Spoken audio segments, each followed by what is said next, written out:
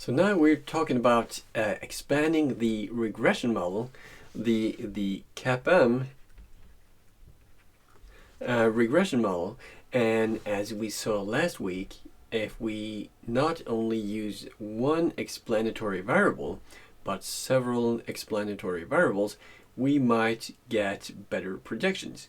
So now we want to improve our estimate of the slope by adding more x's. And there are several ways we can pick these new variables to include in our model. And one naive approach is to add more of the same. For example, we have one x variable, which is the market index, maybe the S&P 500.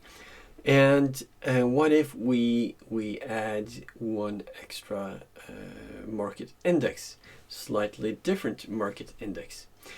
So that would be the naive approach, add more of the same variables. Another approach might be exploring the data. Maybe you have a lot of data, and the data can, by analyzing the data, you can learn more about the true processes regarding your variable in question. So this is like data mining, because you're kind of digging your way down in the data, and sometimes you might find a gem. Okay? So the last one is a theoretical knowledge. So here you read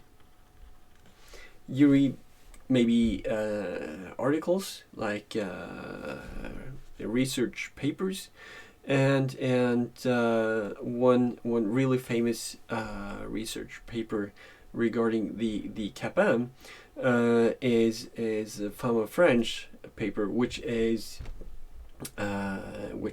mentioned in chapter 24 on the first page. It's actually well worth a read. So you might read about the problem and learn from other people. Okay. So in our example, we are going to look at 3 additional variables, and that would be the Dow change. This is the change in percent of Dow Jones index, and the Dow Jones index, it's comprised of the 30 largest firms in the US market. Okay, and then you have small minus big. That's one of the pharma and French variables. And that would be the difference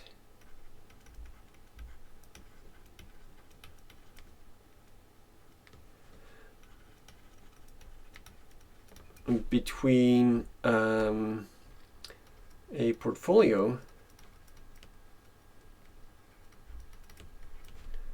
of small, let's see, companies, and large, a portfolio of large companies. And high minus low, that's the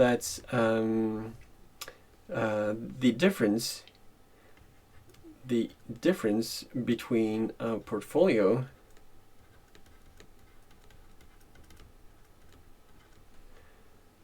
of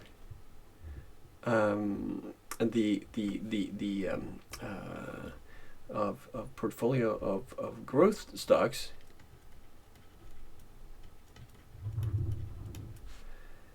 and value stocks.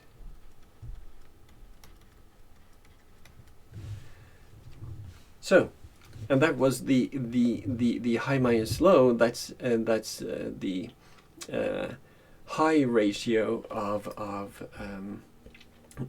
market value divided by the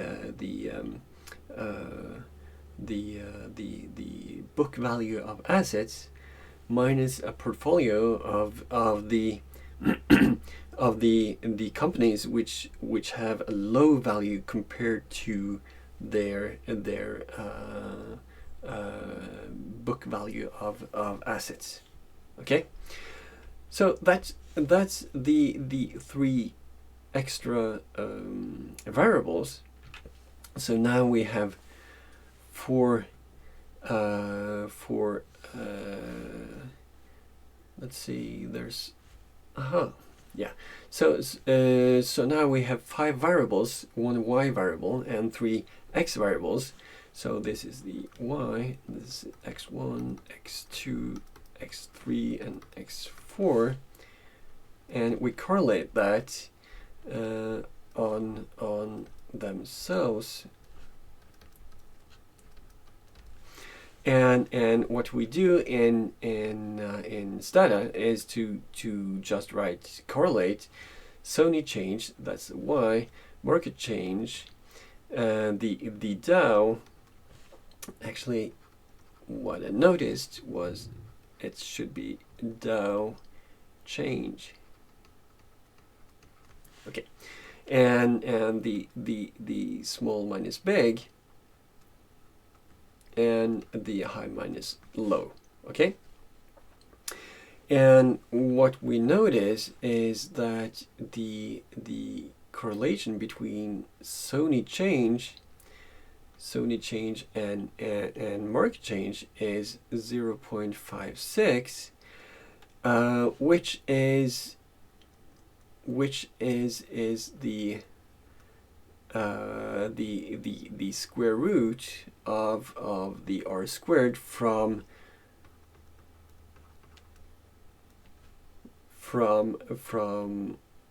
simple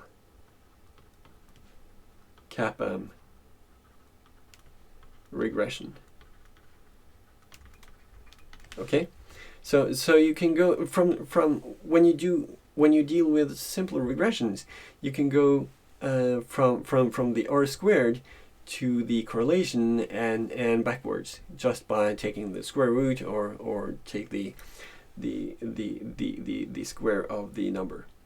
Okay, so the correlation between Sony stock and the market is 5.6, but what you see is that most of these correlations, they are fairly close to 0, but we have one problem, and that's this, which is the correlation between the market change, the S&P 500 maybe, and the Dow Jones index.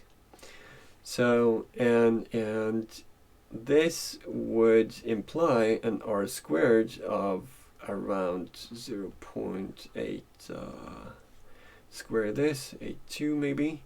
And so a lot of the variation in the market can be explained by a change in the Dow Jones and vice versa. Okay, and which means that we might have a problem, but we'll have to see about that. Okay, so this is just the correlation of the Dow change on the market change. Okay, so this number really stands out. So then we can regress Sony change on, made the same mistake here, Dow change, regress Sony change, which is Y, market change x1, x2, x3, and x4. So now we have four x variables, and we have 204 months of data. And instead of looking at this result, we should really go down to checking the multiple regression model conditions. So for example, we can make a scatter plot of the residuals versus the predicted values. So this is E, and this is Y hat. And as you see, we can't really find a non-linear pattern, and that's good. And but of course we have these outliers still, but without those outliers, this data actually looks very good. So we can say that a linear model is okay, and that we have no problem with heteroscedasticity. We might check what these outliers, the cause of these outliers. Maybe Sony Corporation issued some news during those months, which might cause or which might be the cause of these extreme stock movements in these months. Okay, so we say that, well, we trust our method. So what we can do then is to use the results from our method, okay, from our model. So for example, we can answer the question, does the multiple regression model, model twice, have explanatory power? Well, then we have to look at the F value. Okay, and we find the F value here, and the F value is 29.53 for 199 degrees of freedom, and the P value, the probability of getting an F value greater than what we got, greater than 29.53, is very close to zero. Okay, so what we do is that we say that the F value is 29.5, and this gives a P value which is very close to zero. So yes, we say that it has explanatory power, because this low P value means that we reject the H naught of all the betas, one more of all the betas equal to zero. Okay, so we say that at least one of these betas are different from 0. Okay, and we see that here in our regression output that the Sony change can be explained by market change, Dow change, small minus big, high minus low, and that with these coefficients divided by the standard error, you get this t-value. So remember, the t-value is the coefficient divided by the standard error. Okay, and if this is greater than 2, or the critical value, then it's significantly different from 0. And you see here that the p-value is 1.6% for the market change, so it's significantly different from 0 on the 5% level. However, the Dow change and the high minus low, they are not significant, whereas the small minus big is also significantly different from 0. Okay, so does the multiple regression model explain more variation in Sony stocks than the CAPM regression, the simple regression? Then we have to say that the multiple regression model, the R squared is 37.25%. Let's go to MRM. R squared equals to 0.3725, and CAPM R squared equals to, let's see what that was, just a second, 3173, 0.3173. So we can see that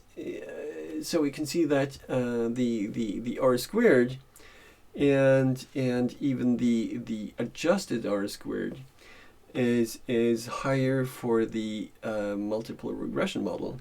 And actually we should, well, actually we take this away, because we should compare the adjusted R squared, right? 3598.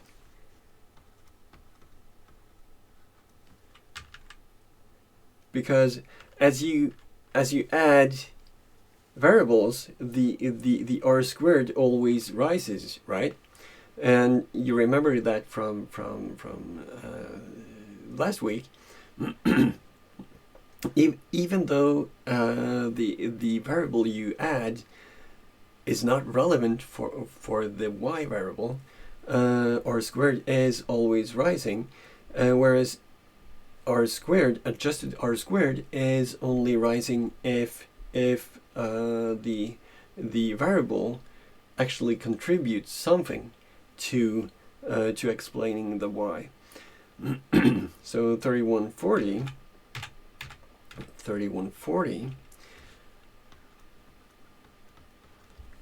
So yes.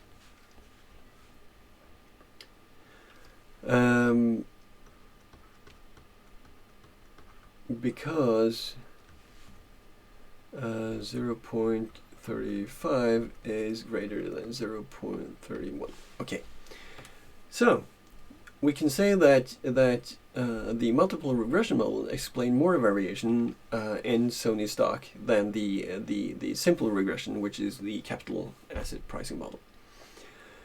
So which variables statistically significantly improve the fit of the multiple regression model? So significantly improve the fit, okay? So which of the three new variables improve the fit of the multiple regression model? Well, then we have to go here and we have to look at the p-value, and which of these three new variables are significant. Well, the small minus big. The small minus big is very significant, with a p-value of 0.001. So the small, let's see, small big is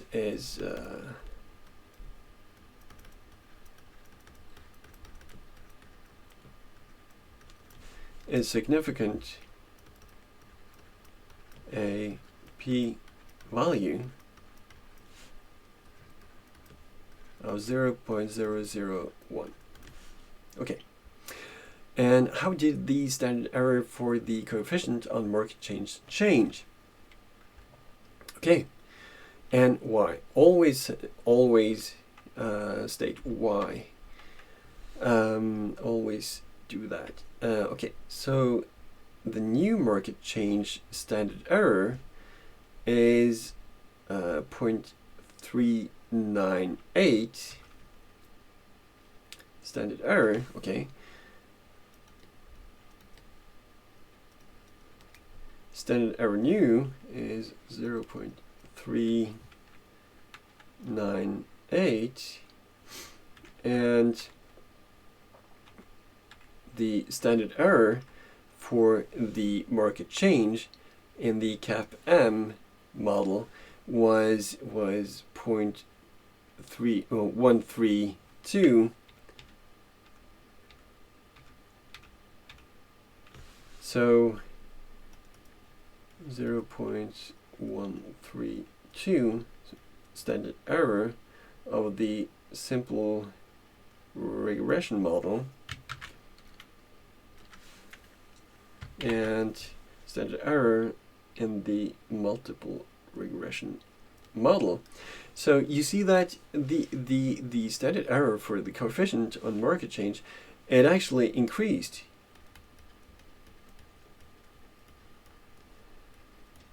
By 300%.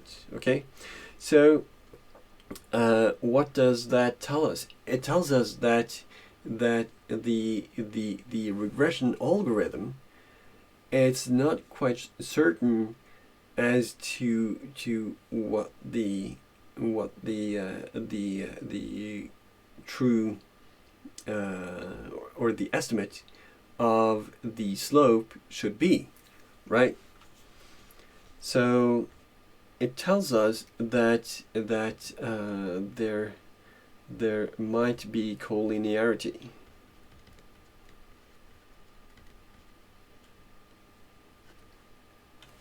Okay, and we can deal with collinearity in the next video.